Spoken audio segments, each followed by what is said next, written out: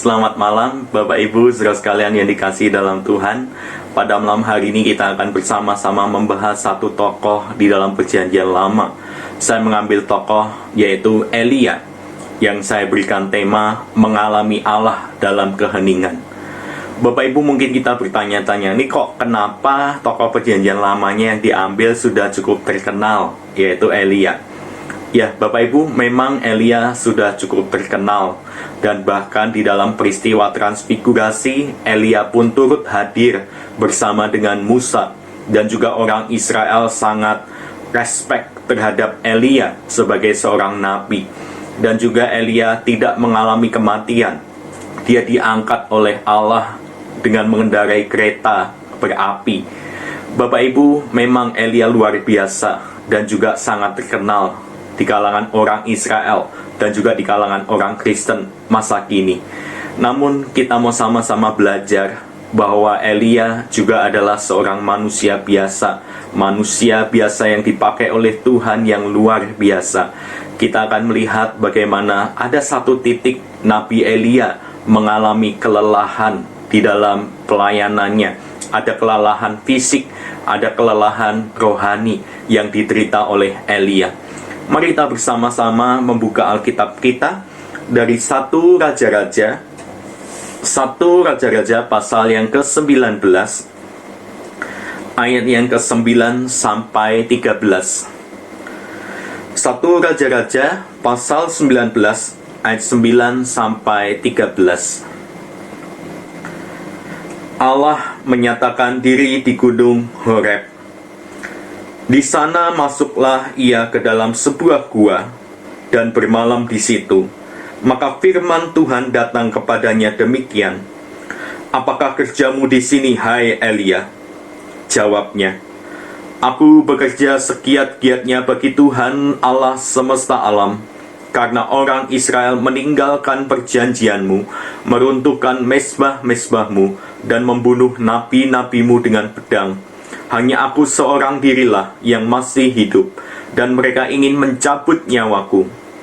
Lalu firman-Nya, "Keluarlah dan berdiri di atas gunung itu di hadapan Tuhan." Maka Tuhan lalu. Angin besar dan kuat yang membelah gunung-gunung dan memecahkan bukit-bukit batu mendahului Tuhan. Tetapi tidak ada Tuhan dalam angin itu.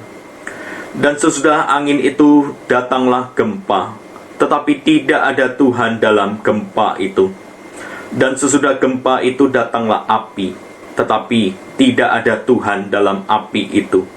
Dan sesudah api itu datanglah bunyi angin sepoi-sepoi basah. Segera sesudah Elia mendengarnya, ia menyelubungi mukanya dengan jubahnya, lalu pergi keluar dan berdiri di pintu gua itu. Maka datanglah suara kepadanya yang berbunyi, "Apakah kerjamu di sini, hai Elia?" Demikianlah firman Tuhan. Bapak Ibu saudara sekalian yang dikasihi dalam Tuhan, saya merasa di tengah pandemi ini kita sama-sama mengalami kelelahan. Baik kita yang sudah mulai masuk kerja maupun kita yang ada di rumah, bahkan anak-anak kita yang mulai bersekolah secara online, secara daring, mengalami kelelahan yang luar biasa. Kenapa Bapak Ibu? Karena kita semua tidak siap dengan adanya perubahan yang baru. Bahkan orang tua dan juga para lanjut usia, oma opa di luar sana juga mengalami kelelahan. Biasanya mereka dikunjungi oleh sanak saudara, keluarga, famili, tapi sekarang mereka tidak ada yang mengunjungi lagi. Biasanya mereka rajin ke gereja, sekarang tidak bisa lagi pergi beribadah. Bapak Ibu, kita semua mengalami kelelahan, baik secara fisik dan juga secara rohani. Bapak Ibu, Elia pun sebagai seorang nabi, sebagai utusan Allah, penyambung lidah Allah, juga mengalami kelelahan. Ketika Elia mengalami kelelahan, ada beberapa hal yang dirasakan oleh Elia yang mungkin kita juga merasakan. Yang pertama, Bapak Ibu, Elia di sini menjauhkan diri dan pergi pada saat ia dilanda stres dan kelelahan. Elia seperti mencoba untuk duduk di sendirian di suatu tempat dan melarikan diri dari tekanan serta tanggung jawabnya. Lalu yang kedua, Elia juga ada kecenderungan untuk berkecil hati. Ketika ia mengalami kelelahan, stres, ia berkecil hati. Lalu yang ketiga, Elia juga saat itu tidak menghargai diri sendiri, sehingga seluruh hidupnya seakan-akan itu adalah hal yang negatif. Dia tidak lebih bisa melihat kebaikan dirinya. Dia tidak lagi bisa melihat nilai dan kemampuan dalam dirinya. Pikiran Elia begitu negatif, mempengaruhi, sehingga dia seringkali merasa tidak layak untuk hidup lagi di dunia ini. Lalu yang keempat, Elia mengalami depresi yang mendalam. Bapak Ibu, mengapa Elia bisa mengalami depresi yang mendalam ini? Oleh karena ia mendapatkan ancaman dari Isabel, yakni istri dari Raja Ahab. Isabel sangat sebel sekali dengan Elia. Bahkan Isabel mau membunuh Elia. Elia ketakutan, dia melarikan diri. Stres, lelah karena setelah melawan nabi-nabi Baal yang berjumlah 400 nabi Baal di atas gunung Karmel, Elia kelelahan luar biasa dan ia mengalami tekanan yang begitu dahsyat dari Isabel. Makanya dia mengalami depresi yang mendalam. Inilah Bapak Ibu kecenderungan yang dirasakan oleh Elia. Mungkin kita pun juga ketika kelelahan secara fisik dan juga secara rohani, kita pun juga merasa kesal seperti Elia, merasakan kesedihan, dan bahkan banyak di antara kita yang merasa, kok kerohanianku begitu rendah sekali? Kenapa ketika saya berdoa merasa kekeringan? Mengapa ketika saya bersaat teduh saya merasa tidak mendapat apa-apa? Begitu berat Tuhan, begitu tidak merasakan kedekatan dengan Tuhan. Bapak Ibu, mungkin kita pernah mengalami apa yang Elia alami. Begitu kering, begitu lelah, begitu penat. Bapak Ibu yang dikasihi oleh Tuhan, di tengah-tengah keletihan, di tengah-tengah kelelahan yang dialami oleh Elia, Tuhan menyapa Elia. Menarik sekali ketika Tuhan menyapa Elia pada bagian ini. Tuhan menyapa lewat suatu tanda-tanda alam. Kita melihat ada beberapa tanda alam. Yang pertama, ada angin besar yang membelah gunung-gunung dan memecah bukit-bukit batu. Apakah Tuhan di sana? Tidak ada. Lalu, ada sebuah gempa bumi. Apakah ada Tuhan di sana? Tidak ada. Lalu setelah gempa bumi, datanglah api. Api di sini digambarkan adalah kilat-kilat yang menyambar. Apakah ada Tuhan di sana? Tidak ada. Dan setelah itu, bunyi angin sepoi-sepoi basah. Apakah ada Tuhan di sana? Ya, ada Tuhan di sana. Bapak Ibu, bunyi angin sepoi-sepoi basah, kalau dalam bahasa aslinya adalah suara angin yang nyaris tidak terdengar. Begitu mendesis dan begitu lembut sekali suaranya. Ternyata di sana ada Tuhan. Makanya di sini digambarkan Elia langsung menyelubungi mukanya dan ia di dalam kondisi yang tidak layak untuk datang kepada Tuhan. Ia pergi keluar dan berdiri di pintu gua itu, dan lalu Tuhan kembali menyapa Elia. Apakah kerjamu di sini, hai Elia? Bapak Ibu yang dikasihi dalam Tuhan, Tuhan menyapa Elia di dalam keheningan, di dalam suara angin sepoi-sepoi basah yang nyaris tidak terdengar. Tapi di sana Tuhan ada. Bapak Ibu yang dikasihi dalam Tuhan, mungkin kita menyangka bahwa Tuhan akan menyatakan diri secara luar biasa lewat tanda-tanda alam, gempa bumi, kilat menyambar, dan juga ada angin kencang. Ternyata tidak demikian. Tuhan hadir lewat keheningan. Tuhan hadir lewat bunyi angin sepoi-sepoi basah. Bapak Ibu yang dikasihi dalam Tuhan, di tengah kesibukan kita, di tengah kondisi kita yang tidak menentu saat ini, di tengah pikiran yang begitu berkecamuk, dan di tengah-tengah situasi yang tidak menentu dalam kehidupan kita, kita berharap Tuhan menyatakan diri dengan luar biasa, dengan mujizatnya yang terjadi. Namun Bapak Ibu perlu kita sadari, Tuhan terkadang tidak menyatakan diri secara luar biasa, tapi Tuhan hadir di tengah-tengah segala apa yang kita alami. Tuhan hadir dan selalu beserta dengan kita. Dia hadir di dalam keheningan, Dia hadir di dalam suaranya yang lembut, Dia hadir menyapa setiap kita di dalam keseharian hidup kita. Bukan dengan peristiwa alam yang luar biasa, bukan dengan kejadian yang dahsyat, tapi lewat realita kehidupan kita berjalan dari waktu ke waktu. Di sanalah Tuhan hadir dan menyapa kita. Yang jadi pertanyaannya adalah, maukah kita atau apakah kita merasakan kehadiran Tuhan lewat suara yang nyaris tidak terdengar itu, lewat keheningan? Bapak Ibu yang dikasihi dalam Tuhan, mungkin kita bertanya-tanya, kenapa kok Tuhan menyapa di dalam keheningan? Kenapa Tuhan seakan-akan berbisik dan nyaris suaranya tidak terdengar? Bapak Ibu, jawabannya adalah karena Dia dekat. Karena Dia dekat kepada kita. Bapak Ibu, kalau orang bisik-bisik, pasti dia akan mendekatkan mulutnya itu ke telinga kita, bukan? Bukankah orang bisik-bisik posisinya akan selalu dekat dengan kita? Nah Bapak Ibu, Tuhan berbisik, Tuhan menyapa kita dalam keheningan karena Dia dekat dengan kita, karena Dia hadir bersama dengan kita, karena Dia mau menjalin keintiman dengan kita. Bapak Ibu, kalau kita menyadari ya, sebagai pasangan suami istri, atau mungkin sebagai hubungan relasi orang tua dan anak, terkadang kalau kita ingin membicarakan sesuatu yang penting kepada anak-anak atau kepada pasangan kita, seringkali kita lebih suka berbisik, bukan? Tolong dong, ambilin sesuatu. Papa nggak mau loh kamu melakukan ini itu yang salah.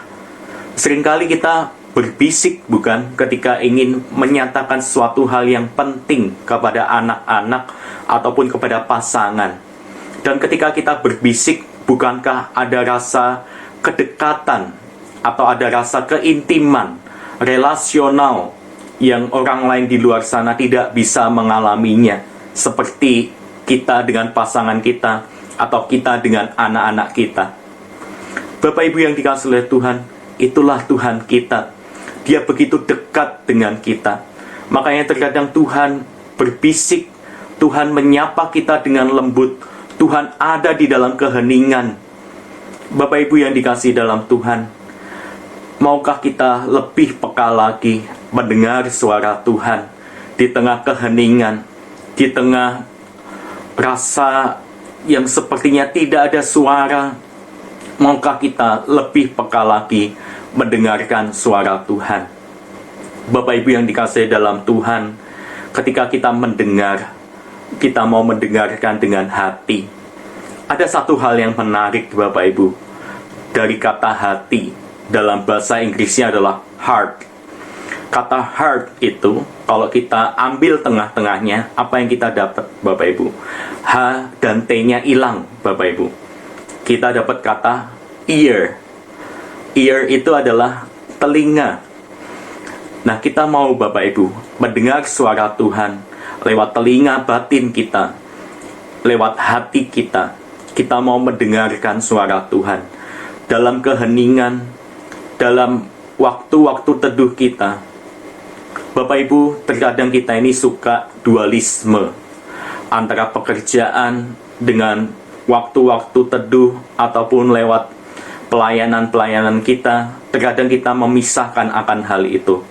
Padahal antara pekerjaan, pelayanan, waktu teduh, itu adalah waktu-waktu bersama dengan Tuhan. itu adalah waktu-waktu bagaimana kita berelasi dengan Tuhan. Mari Bapak Ibu, kembali kita berelasi dengan Tuhan. Pakai waktu yang ada di tengah kesibukan kita, bolehlah kita hening sejenak, merefleksikan, merenungkan kembali apa yang mau Tuhan kerjakan di dalam hidupku. Ketika nanti suatu saat Tuhan bertanya, sama seperti ia bertanya kepada Elia, apakah kerjamu di sini, hai hambaku? Apakah jawab kita? Apakah kerjamu di sini, hai anakku? Apakah kerjamu di sini selama ini? Bapak Ibu, duduk, diam, mendengar suara Tuhan.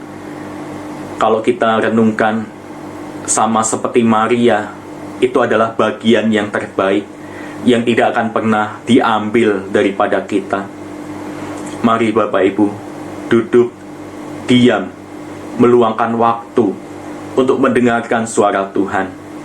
Bukan hanya lewat rema di malam hari ini, selama pandemi malam-malam kita mendengarkan renungan, tapi biarlah di dalam setiap keseharian hidup kita, apapun yang kita alami, mari kita menyediakan waktu mendengarkan suara Tuhan.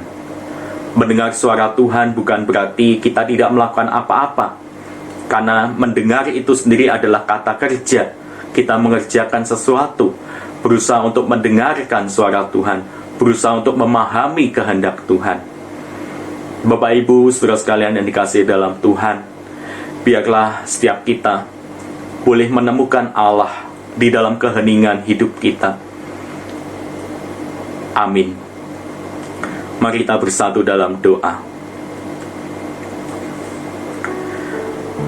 Tuhan Allah Bapa kami yang bertata dalam kerajaan surga yang mulia, tolong kami ya Tuhan, biarlah kami boleh kembali merenungkan kehidupan kami. Apakah kami selama ini sudah benar-benar peka mendengarkan suara Tuhan? Di tengah keletihan kami, di tengah rasa frustasi kami, atau di tengah beban yang kami alami selama hidup kami, apakah kami sudah duduk diam, mendengar suara Tuhan, dan mengerti kehendak Tuhan?